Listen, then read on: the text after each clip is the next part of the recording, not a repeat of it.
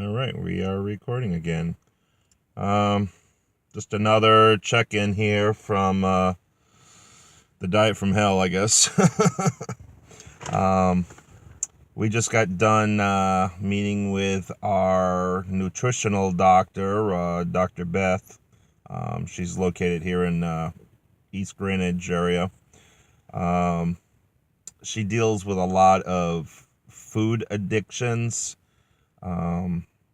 For Joan and I, this is not just about being on a diet. Been on plenty of diets. They don't work for me. To simply say, okay, well, I'm just going to cut back on this and have more of this, it doesn't work. It's simple to say, but to actually make it happen is where the problem is for Joan and I.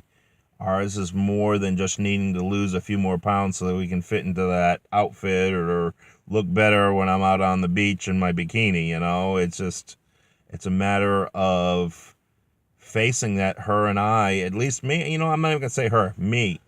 She'll say for her that we have a food addiction. It's real simple to say that, I'm just going to have more fruits and vegetables and more protein and stay away from all the carbohydrates and the sugars but it's something else to actually do it.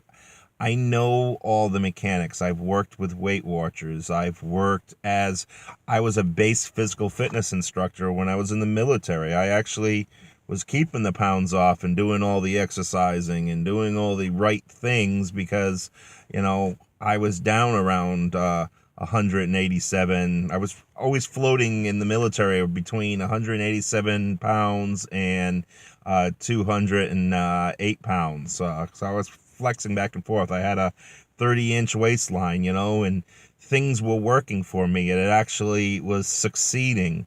6 years of the military. That was 6 years out of 46 years that things worked for me.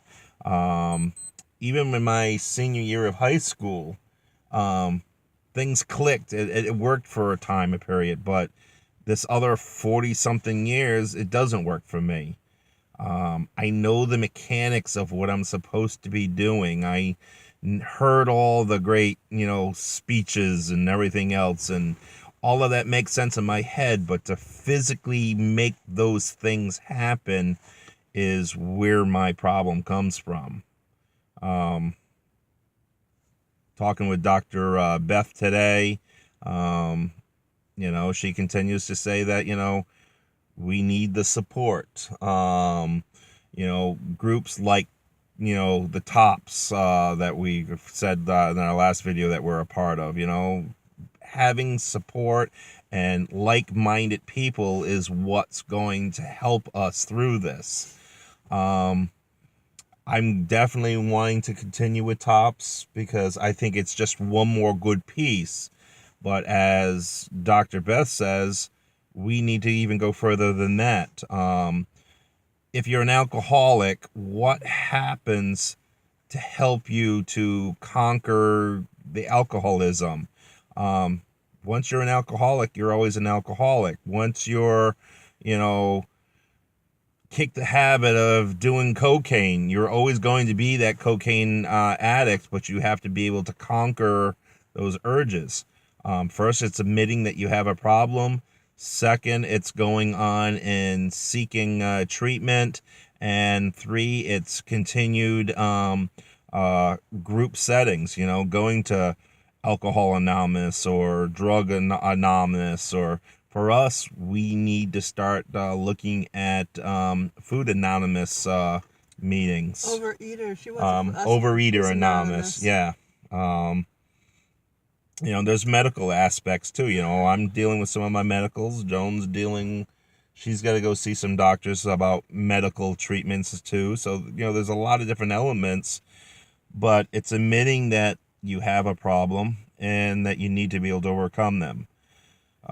Talking about it is just talk. It's not really doing anything, but it's just another element that needs to be done. You still have to talk about it. I still have to be able to, keep a diary. I said it to a few people, this is my way of being able to do a diary.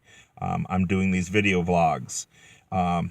If it helps somebody to be able to log on to YouTube and see my channel and say what worked for him and what didn't work for him, and maybe it'll work for them, fantastic. But if nothing else, it's my way of being able to keep a diary for myself that I can go back and look at these videos to say, don't get depressed, don't quit, because look at where I started and look at where I'm at now. With my physical therapy, one of the things that's gets me all the time is that in my own mind, I should be at this certain point along my physical therapy, but I'm not there. So in my mind, it's not being successful. Whereas you talk to the physical therapist or you talk to other people around me that says, yeah, you may not be to where in your mind you should be, but look at how much further along you are compared to where you started. So there's still a success. So I guess it's being okay with the little successes rather than looking at the entire war altogether. It's about the battle, not the war, I guess. It's all the little battles that help you win the war. And that's what we're looking at here is Joan and I needs to, look at all the little successes in the overall picture of things, I guess. You have any thoughts? What makes it an addiction is that you have no willpower over it. There are no bootstraps. That's why it's an addiction. And you have to accept help. Yeah, we need to accept help. We can't do this. If we could do this on our own, we already would have. Yep. We just get done out of a meeting with Dr. Beth, and my first instinct is, what, screw it all. Let's go to Greg's and go get some dessert, My instinct too, but that's wrong.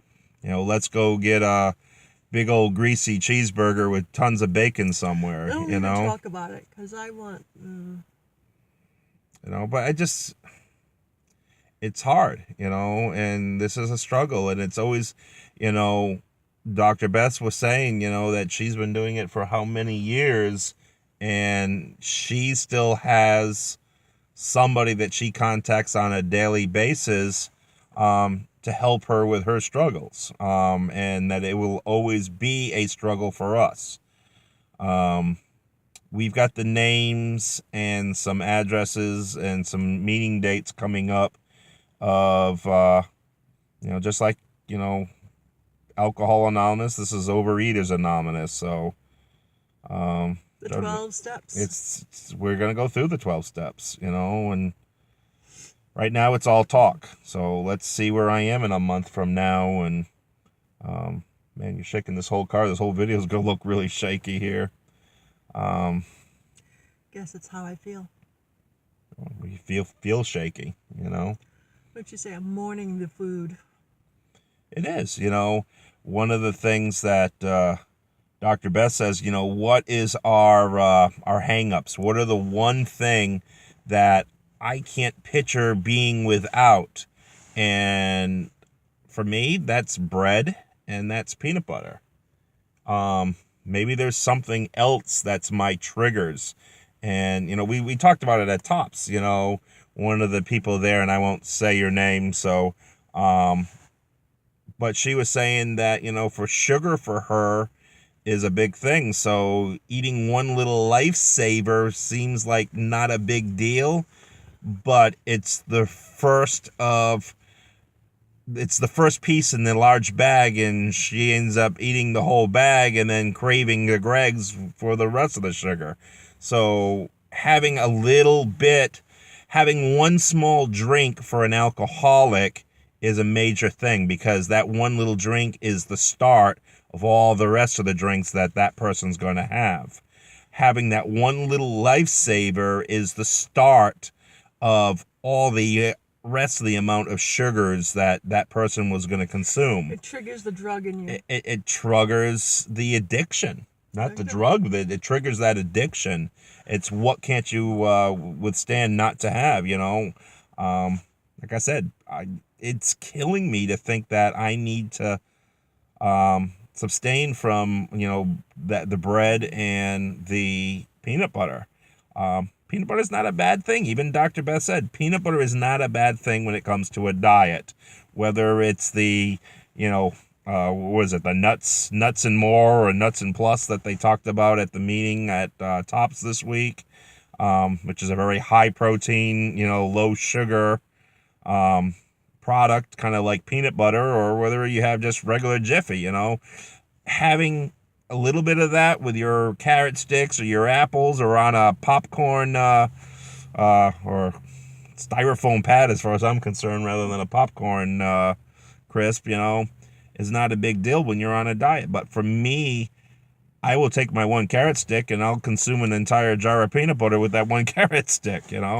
That peanut butter is one of the things that I crave. And I guess if I'm going to face facts, I have to abstain from that, and that's going to be difficult. So, Sugar.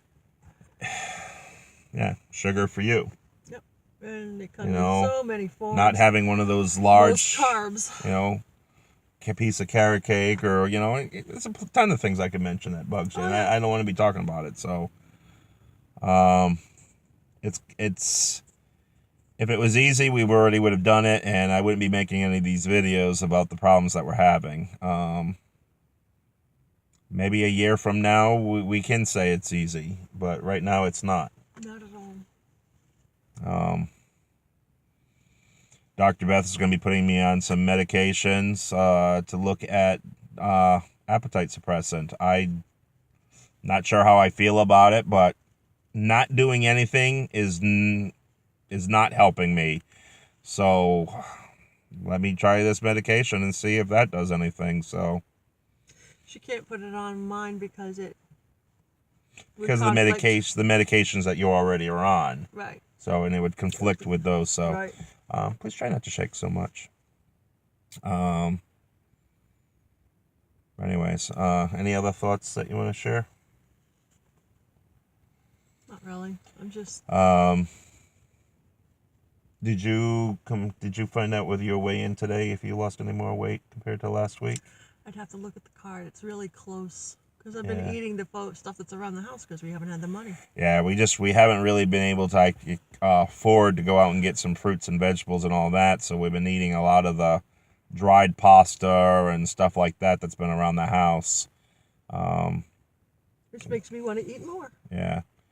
Well, it's a depression. You get upset and you get depressed, and therefore you want to eat some more. It's just, there's all kinds of triggers that's going to make you feel like you want to eat more, but I don't know. But anyway, so I know I've lost more weight. I don't remember what I weighed in on Wednesday. She was saying it was like 13 So yeah. I 14 pounds less, 13 pounds less. 13, yeah. 13 pounds less than when I started all of this back in the beginning of October. So that's 4 weeks down now. So I think if looking at my photographs that I've been taking, it says that it's been 4 weeks. So 13 pounds, 4 weeks. Dr. Beth said basically a man of my size, me just sitting still, I'm bound to lose, what did she say, like 1,300 calories? 3,000. Well, 3,000 calories just sitting down doing nothing. So I wish I would do that all the time. I'll stand around and lose weight all day long, but... No, because the sitting around, you think about food. Yeah, it's you lose 3